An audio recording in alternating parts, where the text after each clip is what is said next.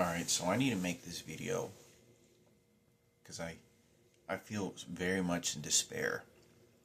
Despair of my mother, my biological mother. Obviously I haven't been able to see her. I got off the phone a few days ago and some guy on the phone was making a mockery of my mother and persecuting me. And he said, "Oh yeah, it's because she doesn't know and she's blind and she doesn't know who she's talking to. Okay, bye bye." And so he's playing police officer over the phone when he was talking to me, and I don't know who this was. But I want to say this because I don't know.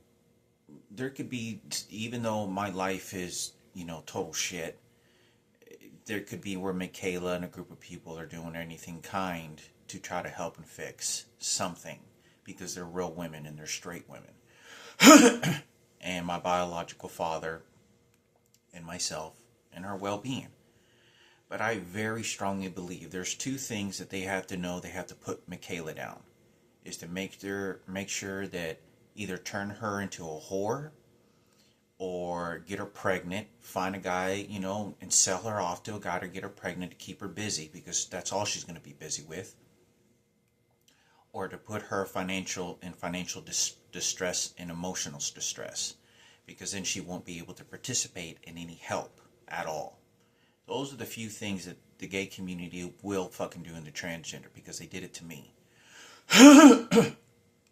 Now, I think it's important for me to talk about this. I feel, this all leads to the president. This all leads to the president of the United States. He's giving the orders to his people to do this, and he's scumming my mother.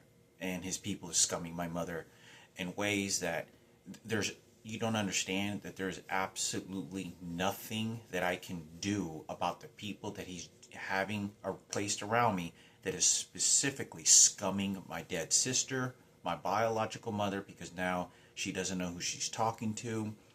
She got ran over by a forklift. She's poorly educated. She was raped a bunch of times. They know they just have to feed her money and her twins' money. That's all they have to do, and they have to scum the situation. So they're strictly targeting my biological father, Mikayla, me, my dead sister, and my mother, and all the inner circles of the relationships and how I feel and how events took place to make sure it's a profitable game for them. There's an individual here that's doing this, a couple of them, but one specifically that's playing Kenneth, and he's going after my mother's throat. Now, I talked about that my father drove a Honda Accord that was very old, and this guy's driving the same exact car parked outside. So they know about my biological father. So they're trying to resonate and redefine what story they want for their gays and my mother. Even though I can't do anything, and I've tried to do the best I can to allow God to just hopefully have a miracle from these justice. But I know that's never going to happen because the president is involved and he's the one that's ordering his faggots to do this. Now, I think it's important for me to talk about because it's very difficult to separate myself from my mother and all the crying and all the suffering and the rapes that had happened to my mother and how she's being sold off for sex for some, piece of shit motherfucker to show up thinking that he's doing this for Kenneth and now he has kidney problems or whatever disease now comes, because I'm now in fear of my own health in life, that I could have liver failure and I could have serious health problems. I'm 42 years old already, a cancer patient, and it becomes very dangerous. It becomes very death wishing at this point because I'm much more older and I'm just a basically ticking time bomb waiting to develop cancer, to it be terminal, and you go through the phases of death, of religion, Jesus, believing in God, angels, miracles, the afterlife, what I did with my life, what people did to me,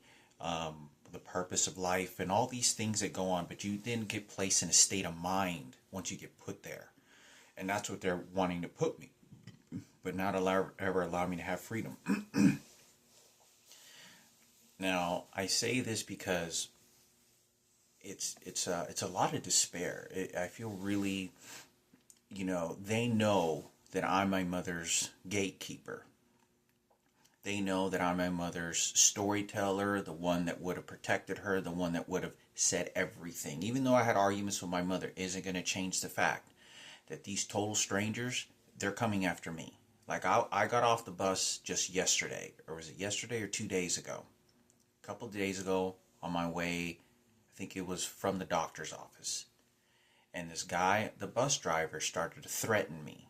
He got off the bus, like he was behaving like Kenneth when he was driving the bus. And he was like, oh, Ken, I feel sorry for the trans and gays. Like, that's what he was doing. But I totally ignore it. Like, I'm telling you, I don't pay attention to whatever it is that someone is trying to do to me. I don't even know if this guy was really a bus driver or not. This is what it becomes so dangerous. And I just, show him my whatever card on my phone, my app, with a bus ticket, and I sit down. And 10 minutes later, he shouts out something, but he seems to want to be directing the information. Like he's trying to give his message to me. But he knows I'm not really paying attention. So he tries to engage in a threat. So I sit down at the very back of the bus, and he yells out something, and I'm thinking, did he say something? I guess he's saying something to me, and he's driving. So then at a stoplight, when there's, he goes past a few stoplights, and I guess he's waiting for me to get up and go over there and ask him. But I don't, because I wasn't too sure if he was talking to me or not, or someone else then. Or maybe just shouting out something. And we get to the next stoplight, and he stops, and he gets off the bus very quickly, and he walks over all the way to the back of the bus, and he goes, did the other bus stop by? And he like waving his finger at me and looking at me directly. You better do what I tell you to do. We are going to tell you the story about your dead sister and your biological father. And I'm going to behave like your biological father and make a mockery for the niggas. And then I'm going to do this because this is for Kenneth Cooper. He did it for the blacks. Now he does this. This is the fucking bus driver. This is the guy that has... There's like 7 people on the fucking bus. So I needed to say this. You don't understand about what's going on, Mikayla. I hope the best for your life and you're well protected. But it all leads to the president and that group of people that are setting these laws, and the group of people he's sending to do this. They're all working in his favor. They don't give a goddamn fuck. They don't give a goddamn fuck about it. My life is as worthless as the fucking tacos that they were fucking throwing on the fucking floor when I was fucking homeless, nearly scavenging for fucking food. I'm worthless. I am a worthless heartbeat to those pieces of shit at the White House, and especially a president. My life is just so disposable. They don't give a fuck. God is not bigger than them. Jesus is not more powerful. They control and are intelligent to justify, and everything goes the way that they want. There is not going to be a justice tool that's going to say, no, you know what, you were supposed to do this. This is what Hector's supposed to. There's nobody. So the people he's sending to doing this for the movement is just strictly persecuting, extracting, and stealing anything that they want. I am the number one person that could be speaking for my biological mother. And it is very hard because even when I rely on, God and Jesus to help me get through this, to help me figure out a way because my mother was always reaching out to want me to help her. And you don't understand how much I really was doing that. But because I'm still growing as a teenager, they just extracted what they picked. And they're just taking whatever they want on that table. Whatever the fuck they want on that table, they're fucking taking. And they're gonna, because my mother's stupid. She's a stupid little bitch and a fucking pig hen. And we're just gonna take and manipulate the story of what my mother really wanted, because you're just angels and God, and you're the one that knows what love is. And you know what my mother, because you're just a twin too, or whatever the fuck it is. But I don't know how many people that I talk to over the phone is telling me the truth. So I can never trust anyone. But I think it's important for me to talk about, just because of reference point. It's hard. My mother, for some reason, twins always die together. They always die together. I've never heard of them, unless it's a car wreck or something like that. But if something, God forbid, something ever happened to my mother, that pain and all that story of that human being, it goes to me. that pain and whatever Barack Obama wants and George Bush wants. They just scum this situation. This is for my gays. This is for my trans. This is for my whites. This is for my niggas. There's nothing that I can do about that. You don't understand how surrendering, like, they beat the fuck out of me if I don't go along with it. And I risk sleeping next to a trash can again, getting spit on, no food, no job, places that I live in being in submission, being raped again. But I think it's important for me to talk about because I believe in God. I do believe, that it's possible that Jesus could send a miracle because of justice, because it is so horrific and horrendous in the selfish greed of what these people did that it boggles me. It boggles me, the selfish and greed, because they already had money. This was just about a cover up. We're going to steal whatever we want on stupid. And Hector's just a bad son. It's all bullshit. They knew from the very beginning they're doing this at my job sites. Now, I just saw Monica, who used to work at Advanced Graphics over in Capel, where I got all these tickets. I didn't know Monica was a transgender. I really didn't think she was a transgender. Bingo. That person was strictly trying to identify as Sarah Cooper and taking control over my mother along with several other people. So I talk about this because when I worked at that company, they brought somebody in that company that looked exactly like Lucio. Exactly like my mom's husband, who was raping my mother one day. And which she got ran over by the forklift. And I think of this because I know that they were playing the role of who's in charge, the skin, what the person looks like, and then I'm in charge of Celestina. I know who Raymond Palomo. They don't give a goddamn fuck. The president and the electronic devices are the ones that's doing this, and I have to go along with it. I have to go along with not saying anything and allow them to rape and scavenge and scum my mother repeatedly over and over, and not allow her voice to speak through me, because they go after me and every basic resources of survival. So I think it's important because I do pray for my mother and whatever goes on. It becomes so dangerous, Mikayla. I don't know, you have kids or whatnot, but they brought up you several times and our biological father, scumming him. I could never express this enough on how they used their personal law enforcers, and then they started threatening me with law enforcement. You don't do what I tell you to do, I got my law enforcers to go after you. They already sent a murder attempt years after. I mean, they could send anybody they want, and they keep doing it. But the thing is that I don't believe that there's anybody that cares. I really don't believe there's anyone that cares that has a really good, solid, concrete character that was going to put some justice and truth and not allow my mother to experience this. Because it is horrific for my mother to experience this and have all her money stolen and then scum it to her, scum it to me, and someone shows up with all their money and then gives it to my mother and saying, no, they're the angels. Because that's what they did. One of the ways that I knew they bought my mother a house, or I thought, and I didn't know this at this time, I was 24 years old, and I went to a company for an interview because I was desperate for money. I was making $8 I was working for PBK at Ridgeways, and it's at the office, building office at Clear Channel radio station. It's like 2 floors or a floor below Clear Channel radio. And I was working there and I needed the money. My electricity was getting cut off, so I was making $8 an hour. I could not, even when I was working overtime, I couldn't pay for my fucking bills. There's no way I could pay for anything. So what happened is I ended up applying for a few jobs for a second job because I needed to pay also Robert for the transmission, that the transmission got sabotaged. And Kenneth was with me when it happened.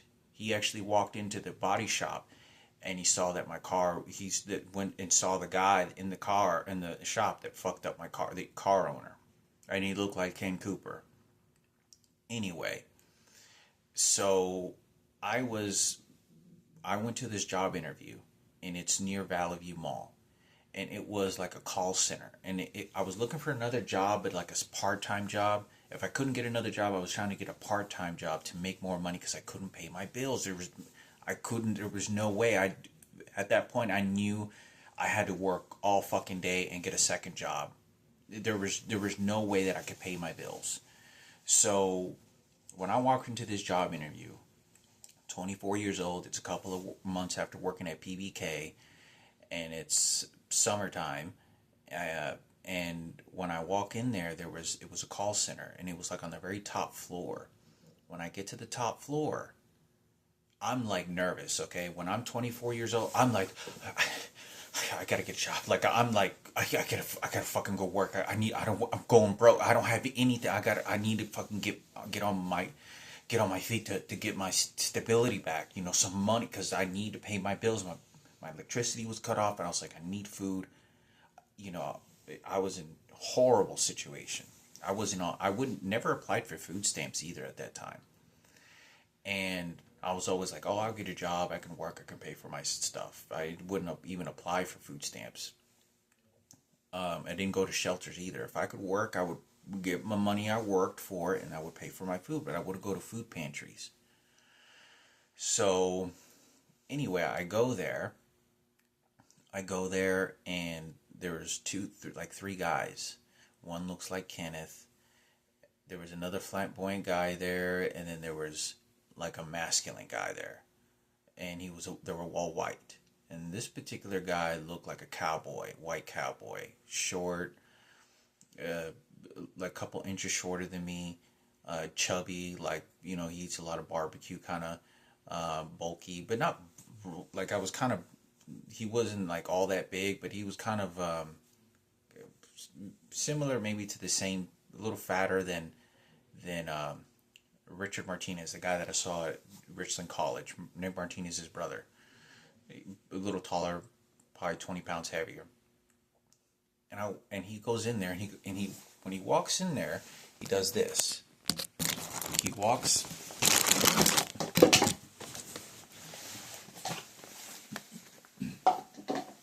When he walks to me, I'm already sitting down in the hall, and he walks over and he sits over next to me, and he goes, you're looking for a job, right? Okay, well, this company, we like to give to people. We're a charity event. We're a charity. So this guy sort of explains to me that this call center is that they help people with cancer or some sort of diseases, or some families that are very deficient, to buy them houses or cars or something. They help people financially to pay their bills or whatever. And he does this. But all I'm thinking, I have no reason to even at this point, because I'm thinking to myself, like, I just got out to have cancer. And I kind of think to myself, and for just a moment I thought, was somebody trying to be nice to me, maybe pay my medical bills?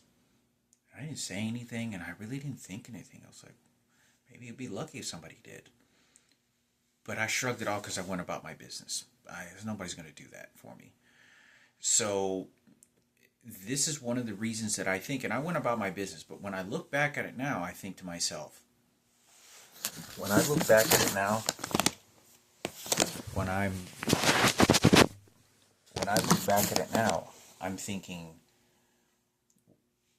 they were probably doing that because my mother and the kids, they bought them a house, kicked me out of the house, but they're always in their mindsets of everyone else. Hector knows what's going on. Hector's the enemy. Hector's trying to steal from Celestina. Hector's just trying to steal from Raymond. We got to just keep persecuting him because we need to give this to the gays. And that's the mentality of the whole situation. Kenneth and Sarah know we're going to put it on their side. That's what they did. So, but I'm totally blank to this. I don't know any of this information. In my mind, I will say this to the very end, with honesty of God and Jesus, if any way that I can give even more credit to this. I really thought my mother was living with Lucio. and raising the kids, and there wasn't any triplets. And so I thought to myself, you know, looking back at it now, I'm like, wait a minute. So maybe it could have been a coincidence. It had no connection to it. But anyway, I wanted to talk about this because it's important. All that's the past. And, you know, God, you know, prayers to the Virgin Mary, you know, Jesus Christ, you know, God to help. Because I cannot explain. My mother, my biological father, and my father would have never wanted this. My biological mother, who was getting raped and was being sold for sex, and you just take whatever you want from Michael Jackson and the president, my mother would have never wanted this. My mother spoke to me like I would sit down on the couch and I would come in, or she would be cooking because my room was right next to the kitchen. And I would always talk to I would talk to my mother, and I would watch her behavior. So I knew the stories and things and how she sort of wanted to mold this sort of person, that my life is more valuable than to put it on your fucking goddamn table. I want this to go my children, me and my kids, and me as a person, not whatever the fuck you want for the president and for the niggas and all the other supremacists that want to do this for the president, claiming they're doing it for the president. But like I said from the beginning of this story, I nearly, you know, I could be a cancer patient in 6 months from now, a year from now. They know that that's a weapon that they're going to use on me. They know how to use God and the church and everything, scum me so that they can do a killing. The same mentality that a Marine carries an AR-14, AR-15, and fucking starts blowing the head off of a Taliban fighter because he's doing it for Jesus Christ. That's the mentality that fucking these motherfuckers are showing up, that they put in their brains, that they're coming after me. I'm doing this for Barack Obama. I'm doing this for Barack Obama. This is for American flag. That's the mentality. But instead of carrying a gun, I'm going to scum your fucking mother. You use an American flag, President Barack Obama. That's the mentality that their body language, they know their appearance, they know how they're very direct. That's the attitude. And they don't give a fuck. It doesn't fucking matter.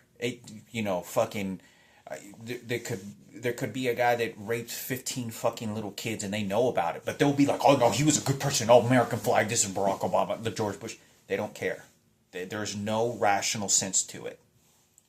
So I think, you know, I pray to God that it's very terrifying because, like, there's a number of obstacles that I hope that get alleviated, but I know that many of them are not. I'm already 42. My mother's already much older, and health only gets worse as we get older. It only gets worse.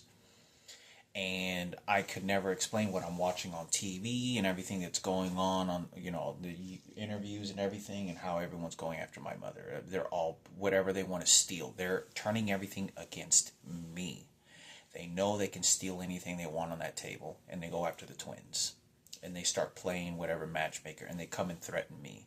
They did it whenever I went to the driver's license office. It's just team efforts. Like, if you were to have a camera and watch their behavior in a fucking room when I walked into the driver's license office, you can see that they're, like, how their behavior and all the blacks, and how for Kenneth Cooper, for the radio station, for the niggas, you can watch how their behavior, like, they surround and circle around me like hyenas. Like a pack of fucking dogs, like, I'm gonna go after you. This is for Ken and American flag. This is for Barack Obama and Kenneth. Yeah, this is for the niggas. He's just trying to steal. And they'll try to mentally turn any information they can against me. They don't even know. They don't give a fuck. They just know Michael Jackson's on my mother's table. I fuck whatever I fuck what I want. And this is Barack Obama. This is George American flag. They don't care. This is no rational sense. No common sense, no rational. They want their hero to be this person, scum me, and then give the tokens to this, and then we'll say this happened with the emotions, and then change the emotions with Hector over here to this emotions over here with Kenneth, and then Sarah, and all this. They make up. This is all for them. This is all against my mother. My mother hated fucking Sarah. This was not in any kind of fucking way, in any fucking way that this was you don't even understand that this had nothing to do with me even and from the very beginning. This was not a normal fucking thing for years on end. So I think it's important to talk about this because there's one last thing I want to talk about.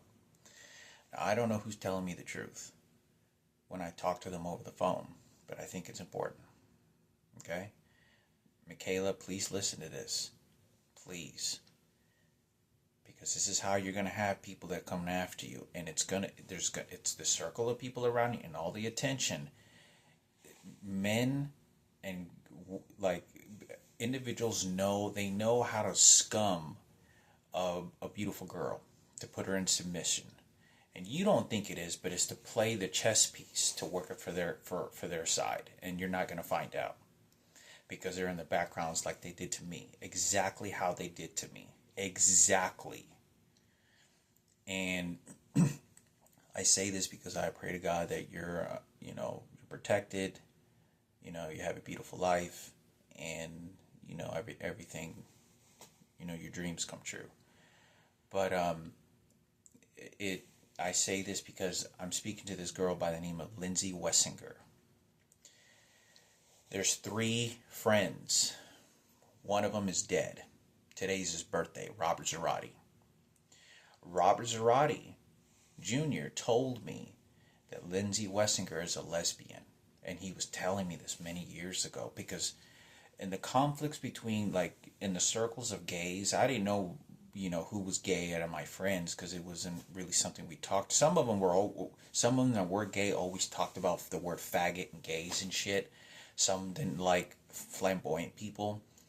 But there were certain friends that it just really was something we really didn't talk about, And it wasn't just because it bothered us. It's just we didn't talk about it. We were just kind of like part of the guys. So Robert Zarate, but in that circle in the gay community, there's a lot of gay men that don't like lesbians. Like, they don't get along. Like, they're women, but they dyke it. They don't like each other. Like, they don't like their behavior. Robert Zarate told me several times, she's a fucking lesbian. And let me tell you, Daniel Box told me several times, and he didn't like her when he was saying this. Now, I don't even know who Leslie Wessinger was. I talked about that I was smoking weed in a car with her and took ecstasy, and we were just driving around, me, Robert Zarate, Lindsay Wessinger, and Daniel Box many years ago in a fucking Honda. And we just drove around or whatever, and we didn't find the fucking party or club to go to or whatever it was, and ended up going home after like 3 or 4 hours of driving around. So,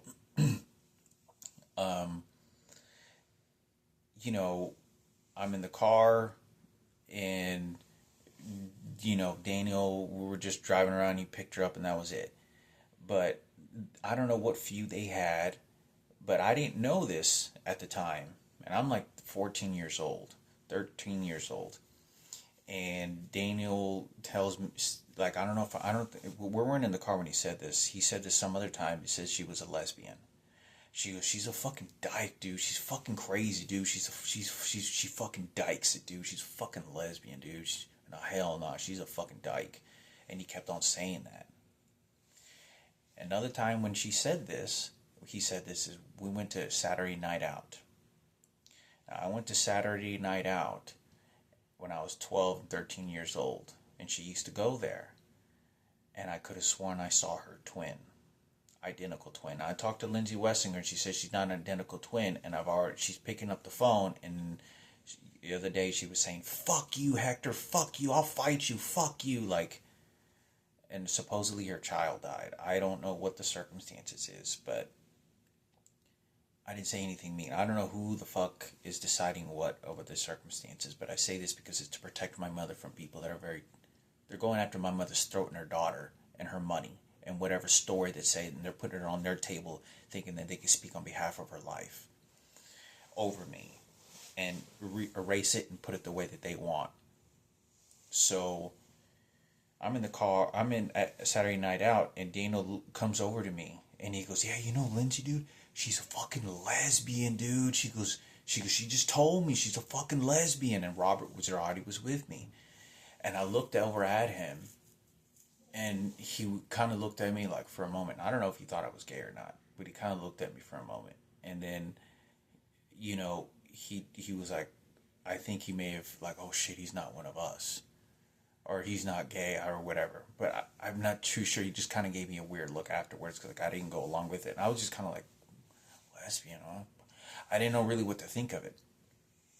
And I remember Lindsay Wessinger running around that place, and the way that she was walking, I remember there was a transgender. So she either works or is a part of the LGBT community, political politics, motivator, like the people that get involved with all the rainbow shit. But there's some people that train their kids that faggotry and gays and transgenders run everything, and we can take anything. We own the entertainment business. The straights have kids, and we just scum them whatever we want. And that's the mentality, because they don't make babies. They don't make families. They put the amenities and everything that goes on into it, but they don't. If you don't have the biological ability or want to make children, then you don't. Then you're gay. Then that's fine. I'm not saying then that's how you were born, but whatever it is, doesn't change the fact that you're not going to be able to make human beings into this world. So that was one of the other instances. The other situation was whenever I was at Chris Dotson's house when I saw Mikayla. It was like a couple months, or it was like a week. It was within like a couple months after, a couple weeks before, a couple months before. And she had told me, I want to say it was a couple months because I know Chris Dotson wouldn't have behaved like that. But, and what I'm going to say, but he had said, he goes, yeah, Lizzie Ware, she's a fucking lesbian, dude. He goes, yeah, she's a dyke, dude. And I remember Daniel looking over at Daniel, and he kind of looked and he said, like, and I caught him, like, don't say anything. Like, I knew what it meant. So, I've been talking to this person. They said that Jesus Christ called them, and they keep changing their story. But they are scumming. They're using hypothetical languages and very detailed languages to talk about my biological father, my dead sister, and excuse the rape that had happened to me, to then make the profitable gain and how it's all going to work. So when she starts talking, she'll be like, oh, I'm going to go, that's my daughter. So she's playing this very disgusting, like, I know exactly this mentality, and it's fucking disgusting. I mean, real females don't do this type of behavior. This is someone who despises a person who does this. This person has no interest, doesn't believe in, I know this, anybody that believes in Jesus, and anybody that believes in Jesus isn't going to be behaving like this, that's for sure. But I say for my mother, tienes mucho cuidado con ella y su hermanas.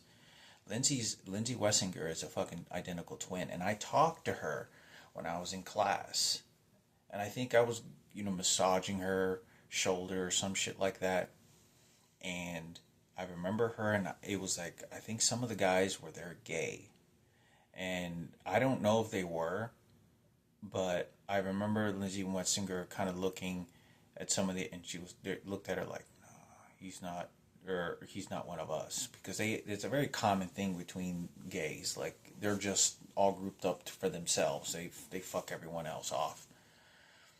So that's another instance that this whole lesbian, trans, gay stick together, fight against the straights, scum whenever you can. So anyway, I end up,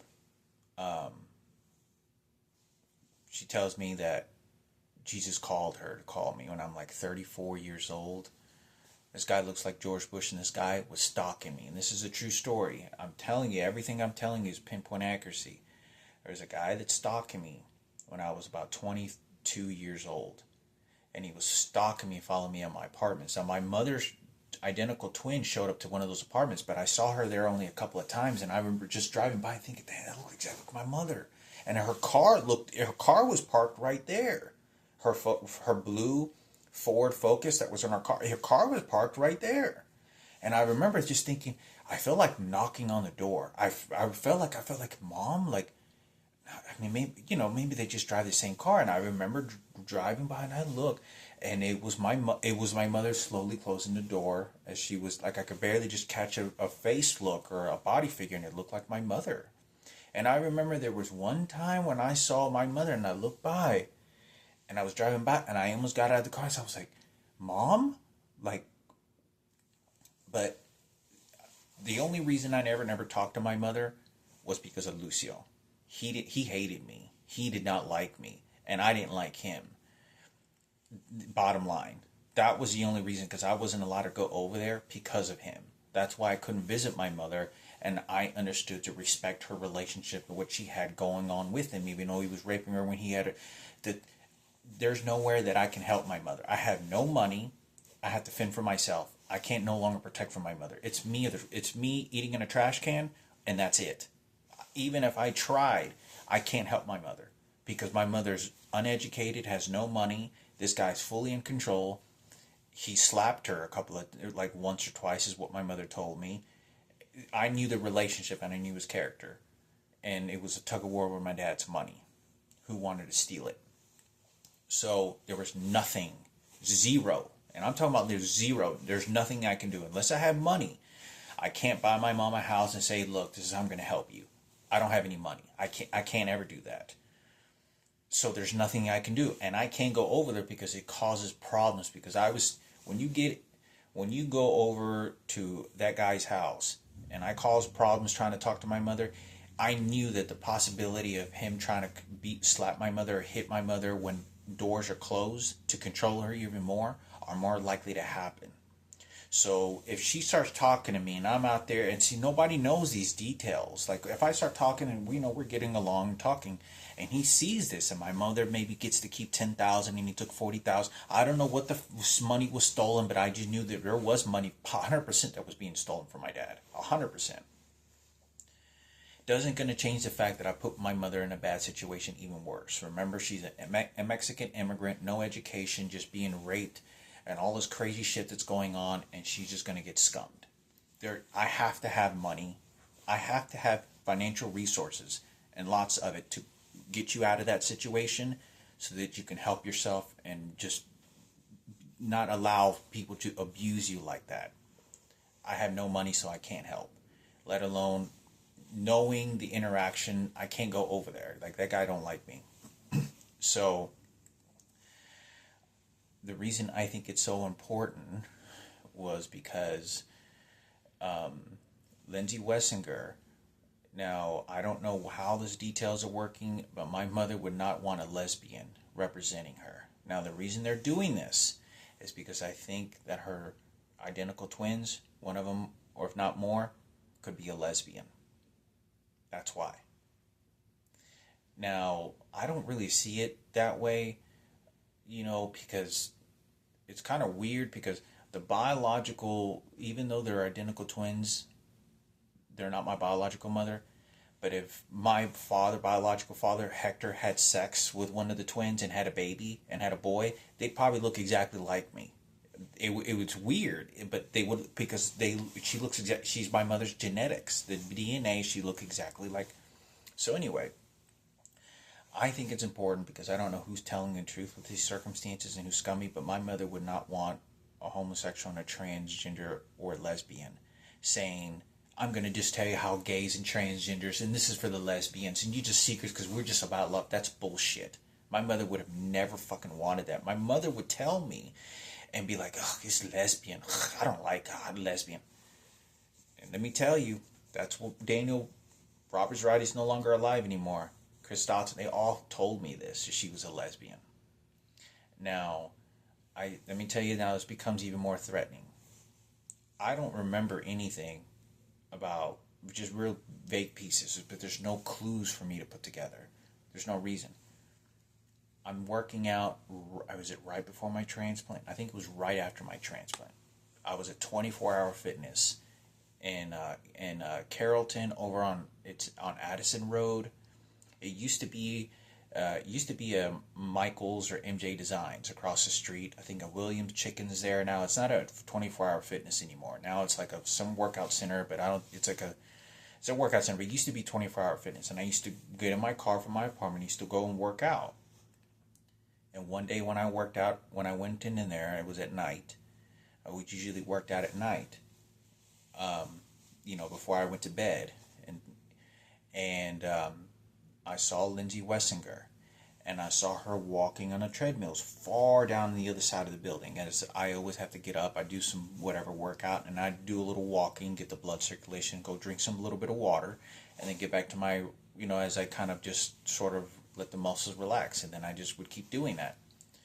And I look way, way, way down on the other side, and you can tell who goes to the gym all the time. You can tell who doesn't. But she didn't look like she went to the gym all the time by looking at her. But she was in fit. She looked she was in shape, but didn't look like someone necessarily that went to the gym all the time. And she was just looking at me with these piercing black eyes. Because she's a white girl, she has black eyes, right?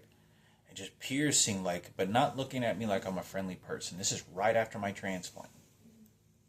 And for some reason, when that happened, I remember thinking to myself, when she saw me, I thought something had to do this with my mother. Because at that very time with me, I didn't have my mother coming to the hospital. I was desperately still trying to find answers about my dad's real estate, his money, what Sarah and Ken knew about this. Because you don't understand, I'm still a front runner. This is still my fucking mother. Even if I'm still angry at some of the decisions that she made, you don't understand that I don't like Lucio. My mother's making, I knew what was happening. So what ends up happening when I saw Lindsay Wessinger, she was walking on a treadmill, and I walk, and she didn't say anything, and I don't say anything. I'm very shy, by the way. So I go and work out. When I come back, she's walking down, from the treadmill, we're going to meet up with each other, and this is the way that she's walking. The way that she's walking like this, just like that. Sort of looks at me, and she doesn't say hello, she doesn't say hi, she just looks at me like I did, I wasn't, at that time there was a sense maybe I wasn't being as good to my mother as I was supposed to, or this is kind of what I sort of slightly thought, because I remember just thinking when she came, I was like, maybe I'm supposed to be nicer to my mother or something like that. And I do remember that. But I say this because I don't know who's telling the truth. I don't know what the hell is going on.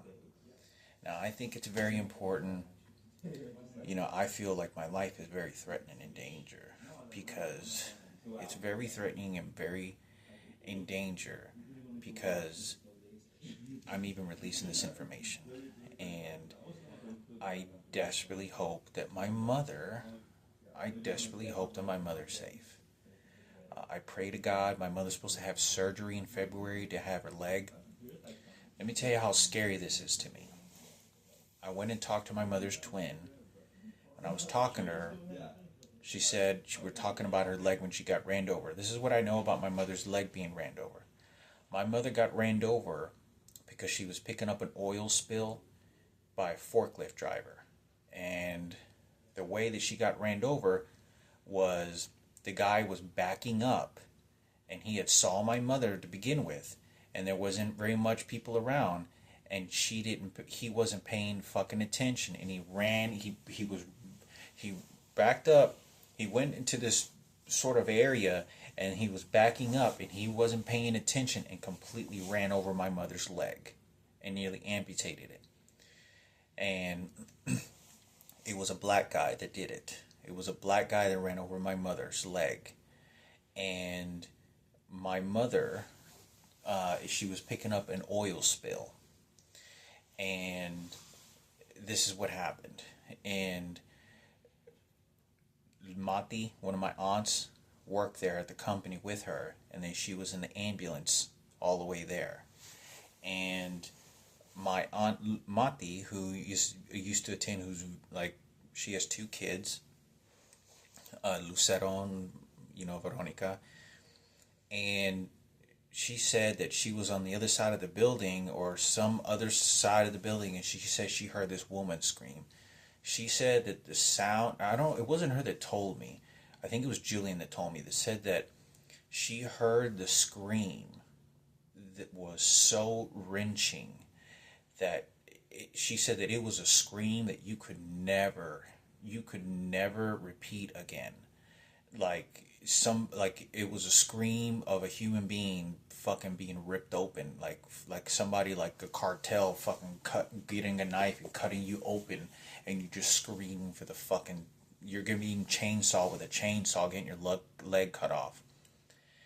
And ambulance shows up, injury. She stays with my mother the entire time, like next to her side. She gets into the ambulance, and I think they don't even want to let her to go into the ambulance, but she's forced. No, this is my sister. I'm going to get into the ambulance. She gets into the ambulance to give support. They end up, when she gets to the hospital, my mother is having surgery. I get a phone call. I'm at home, and Julian, I think, told me. I think it was Julian, or I think it was Julian that called me. He says mom had an accident at work. She said, accident? What are you talking? She had an accident at work. I said, okay. So I'm waiting her to come home, and said that I'm waiting for her to come, and it's more serious, because I'm thinking she had an accident. She's gonna come home, maybe some bandages, because no one understands the feud between me and Lucio. It was like a fight between us two, and he just shows up in the. There's, for those that don't want to fucking listen, there was so much smuggle about what my dad's shit had and control over my mother, because I know how my mother's mental state is. I know my mother's decisions and the things that she wanted for her life, and then somebody else wants to take advantage and scum it, just like the President of the United States is. Just keep scumming her, and then make it for himself. Remember, worthless life is what your worthless life is. They kill anybody, and innocent people, when they want to. And so Julian calls me again. He says mom's in the hospital. She said that she had to have leg surgery or some shit. I'm going to say he had leg surgery. So she got ran over by a forklift. So, and it's like in total shock. I'm nervous. I've never heard of my mother being injured like this. I'm scared to go to the hospital because of Lucio. But I know she's getting this proper support. I don't know if Julian. I don't think Julian even goes to the hospital. But I wait for Lucio to show up, because nobody wants to understand the relationship that was going on there. He shows up to the house, and he says that, yeah, your mother got run over by a forklift. And there was a fat motherfucker that shows up, used to work for Employee Solutions, and I know who he was. I knew who this motherfucker was. And he was a scumbag. Fat, blonde-headed scumbag piece of shit. And he showed up with a bunch of paperwork telling my mother to sign the paperwork while my mother was under morphine and all sorts of medication, and just getting her to sign paperwork. And Lucio protected her. And he goes, there was a guy that tried to show up inside the office, which in her hospital, with a bunch of paperwork, and try to get her to steal the money. He says that she won't ever sue the money. That's exactly what was happening, to ever sue the money. Because when an accident happens, the company will show up with all their paperwork to make sure that they don't ever get sued. And so my mother was all drugged up, and he protected us, what he said. I remember him telling me that. He looked at me as he's putting his boots. He goes, yeah, there was a guy that was showing up. He goes, yeah, there's a guy that showed up to try to get the paperwork to hit her sign when he showed up at the hospital. And he kind of looked at me sort of like he was the one that's controlling her and protecting her. That's what he said. So what happens is, it turns out that this guy is the same guy, for those that don't know, Susie Molina, who's part of the distant relative family, is blonde, blue-eyed white girl, blonde woman, a real female. She's married to my dad's sister's kid, and she was at UT Southwestern Medical Center and visited me a couple times. We went to go eat, but she used to work at Employee Solutions, and when she was there, I remember this fat guy scummed her, and like they said something with the gays and trans when they were there, and I remember like, no, she don't work here anymore, and I remember that, and I remember the guy had a nasty attitude, and I went to go pick up my check a couple of times after my mother's accident. He goes, "Hey, I know who you are. You're Celestina's son." He goes, "Yeah, that's my mother." He goes, "Oh yeah, she got run over by a forklift." And this guy he's a worthless fucking, this guy was a fucking pig. He's a fucking slob. Like if you looked at this guy, he was a fucking slob. You could just tell his attitude was like, you could tell this guy in his actions when he came at people, he was a slob when he did it. Like just slob people whatever way he could. His body language, his demeanor, all kinds of shit. So anyway, this is the guy that I was told that showed up to the hospital trying to get my mother to sign this paperwork. Now, I don't know if Lucy was telling me the truth, and I talked about this story. So then my mother shows up. My mother shows up with all her leg all fucked up. She didn't show up in the leg. I left for the house, waiting for my mother to come home after like a couple of days, and I was scared to go to the hospital. I didn't want to, I was scared, nervous to go to the hospital because of this guy. Without a doubt, we didn't get along. I didn't like him, he didn't like me, and I didn't want to cause a frustration and feel what was going to happen, even though it was my mother. I felt very vulnerable, but I waited for my mother to come home. I left for a little bit, came home, and my mother was in Julian's room, and she had her leg completely, like it was bloated. It was horrific looking. There were bars and bolts going to her leg, all kinds of shit. So, anyway, this is one of the scary situations, okay? So it was horrific. And I remember looking at her leg, and I even told her, I said, this didn't look like her leg. I said, this doesn't look like necessarily someone ran, because if somebody ran over your leg with a forklift, it kind of looks like they would have done it a little bit, the injuries would have been different, but it kind of looked like it fell under those lines. I talked about this. I walked into my mother's room one day, like a week later, and my mother looked over at me, and she goes, and she was all drugged up with medication. She goes, "Mira, Hector," and she did this with her hand like a gun. She goes, and she doesn't ever do that. She doesn't ever do that. And I remember walking in, and I felt like an intense amount of emotion, and almost kind of chuckled a few tears, but nobody wants to believe anything about the relationship because there's $175,000 that's still now missing to this very day, and all these public random people are coming after and threatening me over the fucking money. So, in this particular situation, within a week from that incident at the house with her doing this, she ends up getting raped by this guy, and he's fucking my mother. And I couldn't believe I had to hit the fucking wall violently to get him to stop. And I could hear like squeak, squeak, squeak, like he's fucking my mother. And I'm telling you, my mother still had bolts, completely bolted in her fucking leg. I couldn't even believe anybody would think they could have sex with my mother. I couldn't fucking believe what the fuck was happening. I was like, you fucking crazy piece of shit. I'm like, you could wait. This is not me telling you you can't be intimate. I mean, it was... Anyway, so my mother was drugged up as well. She was just like, kind of like that. And it was horrific. I remember, and Julian told me he heard it as well, and he heard me hit the wall. He knew I was trying to cause a commotion. Like, stop, what the fuck are you doing? I didn't want to... I almost walked to the door, but nobody wants to believe the story. So I say this because I think it's important. Now, I don't know what the circumstances is about my mother being ran over by a forklift, but this is going to be this all leads to President Barack Obama and George Bush and the current president right now. They're scumming my mother and his team that's doing this. There's nothing that I can do. But I pray to God that there is a God that maybe is bigger than these pieces of shit. And they won't get away with scumming my family anymore. And getting his posse of people to do it for him. and justice, justice to what they had done. So I think it's important because my mother, I sat down about 15 minutes ago when I started talking about the forklift accident.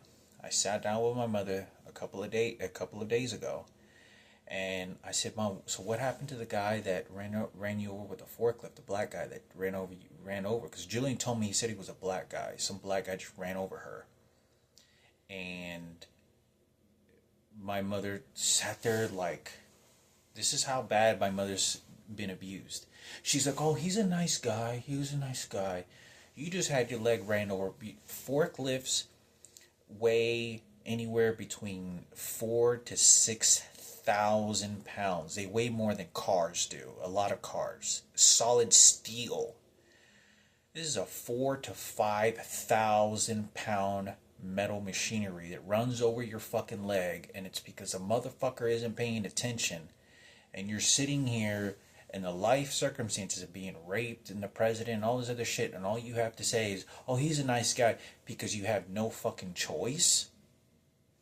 That is what the president of the United States is doing to my mother. And he's going to get away with a group of people that he's ordering this, and I can't do anything about it. As much as desperately I want to help my mother and get a team, safely to make the best of this. This is all for them. Who's paying the money is they're stealing money to use the money to steal more money. And they're doing it by threat and force.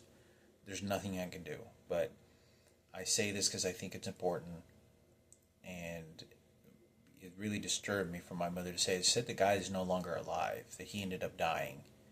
Now let me tell you what President Barack Obama did. Okay?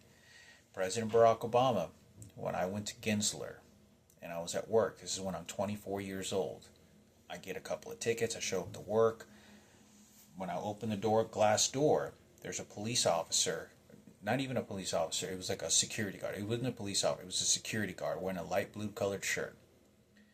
And it was like a female. It kind of looked like a female. It could have been a trans. And I could tell that this person was signaling to me that someone was like either be careful or this something been notified about me. But I'm a young man at this time. I walk down the hall and I see President Barack Obama sitting on this chair. Some small, skinny, thin guy polishing his fucking shoes. And President Barack Obama looking at me like he wants to kill me. Like looking at me like he wanted, like I'm a potential threat to whatever it is. And there was no one around. There's nobody in this fucking place. Okay, it's just like me. And like, that's it. Maybe like one other person walking in a huge room, marble floor as I'm walking to the elevators. And I'm just thinking to myself, this guy's motherfucker looks like he wants to kill me. And at that time, I'm in shape. I directly look right back at him like, what the fuck you want? What do you want from me? Like, and I'm just not particularly in the best of attitude because he looks like he wants to kill me. And I'm thinking, my bone marrow transplant. I'm like, this guy doesn't, you haven't experienced enough death in your life to not give people, or, an innocent young man, like you want to kill him. Or you planning to do something. I look right back and then I just look away like, just forget about it. Like go about my business. And that's what I do. I walk back downstairs a couple of days later, coming into the office again the next day. As I'm walking, the guy that was polishing his shoes, he charged right over at me. And he comes over at me like, "You're gonna hurt my president brought my black niggas from my black," like he's like it's sort of that attitude, like he's doing this for the blacks and for the full race movement. There is no doubt this was a prejudice movement, what he did.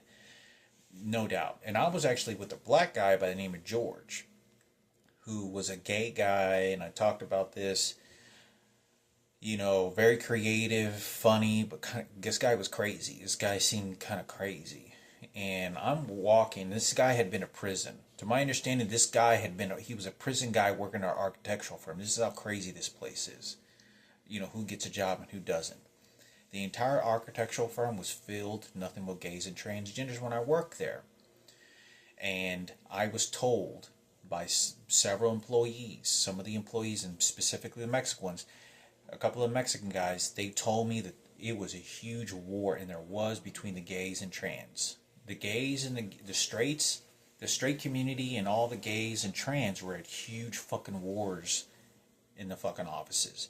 That the person by the name of Judy, who was like the president, not the president, but like in charge of the entire Gensler organization, who was in magazines, this person ended up like trying to put everybody in check and charge there, because it was just a huge war between gays and trans, and they had to separate them. And there was like an employee that told me, it was a Mexican guy, and he said, yeah, man, he goes, that community over there, them people over there, man, they're at fucking war. They hate each other. Like, and all the Mexicans, let me tell you, the Mexicans, that part of Gensler, this is before they moved to one side of the building. I was at a Gensler at their old building, and one of the guys told me were all the Mexicans, and they were like Amazonian Mexican looking, most of them, and they were in the smallest, cheapest looking office area, and they were all kind of all lined up like in a single file line table and shit, instead of all fancy tables. And he goes, yeah, we do the same thing. We just come over here because, man, they're fucking at war. It's real nasty and bad over there. And all the professional architects and bosses and shit were throat cutting each other. But that's what the guy told me. But I want to say this because President Barack Obama, he had one of his people charge right at me. And it was the guy who was polishing his shoes. And like he came right at me like he was strictly defending the president. And I had no communication. I didn't say any words. I was looking at this guy. Why do you looking like this? He wanted to kill me. Like he was going to do something to me if I don't do whatever it is that this person wanted. I'm not going to get to live. Like I can dispose of your life when I feel like it, because for those that don't understand this, you only believe in God when he's there to help you, or usually when death moments happen. But even in those circumstances, you got to understand that to these people, that there's no God. There's nothing that comes and helps. Nothing. You just simply die. Whether you go to a good place or bad place, we don't know. But Jesus is not bigger than Barack Obama. It's not gonna scold this motherfucker to Satan in hell and all this other bullshit. Perceptions of what we think God is. There's nothing bigger than those people in their organization. Nothing ever stops them or ever will. It never is going to happen in a human existence. Nothing from the heavens of God is more powerful than these people and what they do. They kill and they take human life and put them in prison and execute any like worthless trash. It doesn't bother them.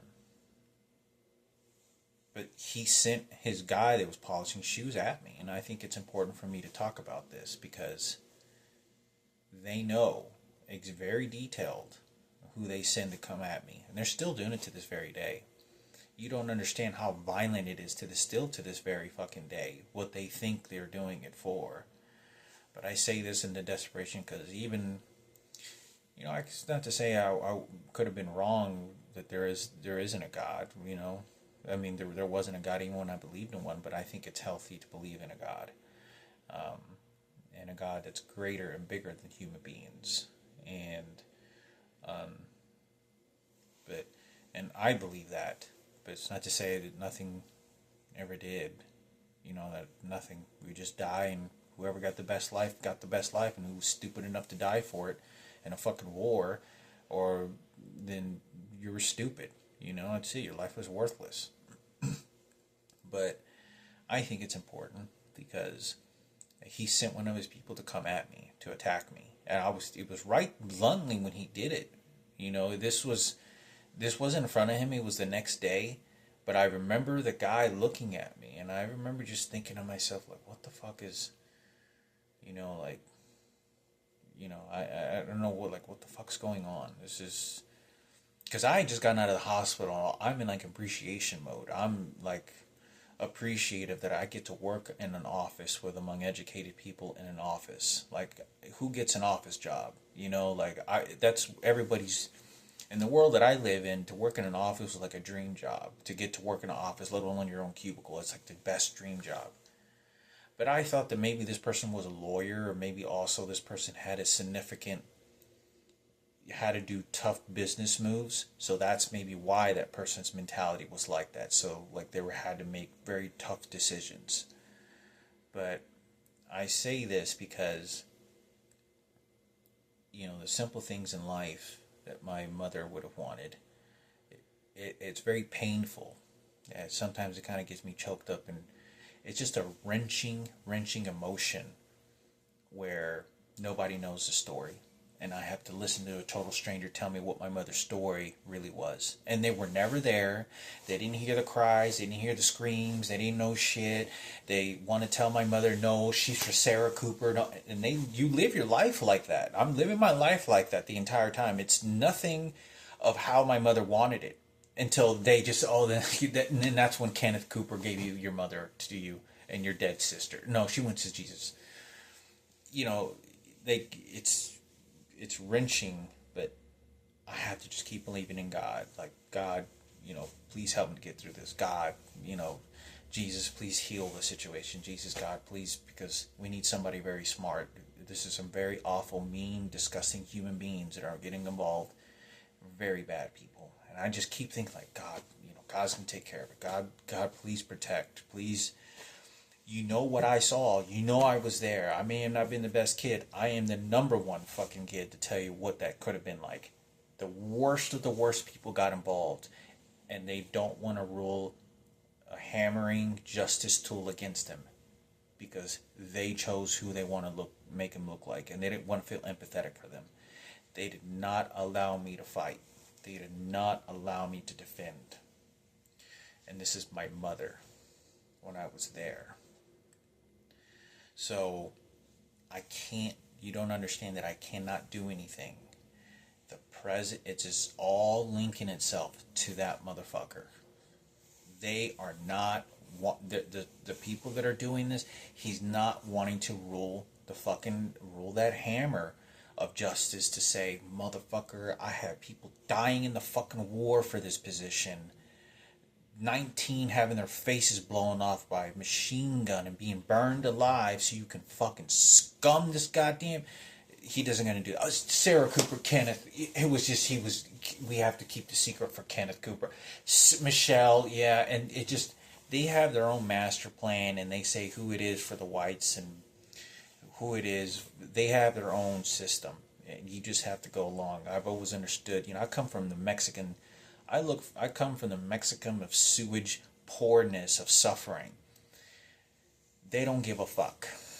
There are hundreds of thousands of people that are sitting in prison, being killed, being starved to death, totally innocent. We're good people.